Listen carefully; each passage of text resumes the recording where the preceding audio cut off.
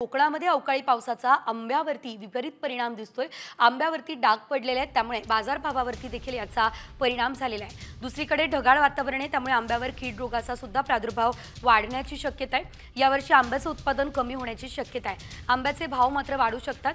शासनाने आंबा बागायतदारांकडे लक्ष द्यावं, ही मागणी शेतकऱ्यांकडून केली जाते। रत्नागिरीमधून आंब्याच्या बागेतून आढावा आमचे प्रतिनिधी अमोल कलये यांनी घेतला, पाहूयात। कोकणातील आंबा बागायतदार सध्या अडचणीत सापडलेला आहे। पडलेला अवकाळी पाऊस आणि असलेले ढगाळ वातावरण याचा फटका इथल्या आंब्याला बसताना आपल्याला पाहायला मिळतोय। आपण सध्या उभे आहोत रत्नागिरीतल्या आंब्याच्या बागेमध्ये। आपण या आंब्याच्या बागेमध्ये जर परिस्थिती पाहिली तर या बागेमध्ये गेल्या वर्षीच्या तुलनेत उत्पादन फारच कमी आहे। एकंदरीत विचार केला तर या वर्षी गतवर्षीच्या तुलनेत 20 ते 25% उत्पादन या वर्षी शेतकऱ्यांच्या हाती लागणार आहे। आणि हा पडलेला अवकाळी पाऊस आणि असलेलं ढगाळ वातावरण याचा कुठेतरी आंब्यावरती परिणाम होताना आपल्याला पाहायला मिळतंय। आपल्यासोबत इथले आंबा बागायतदार आहेत।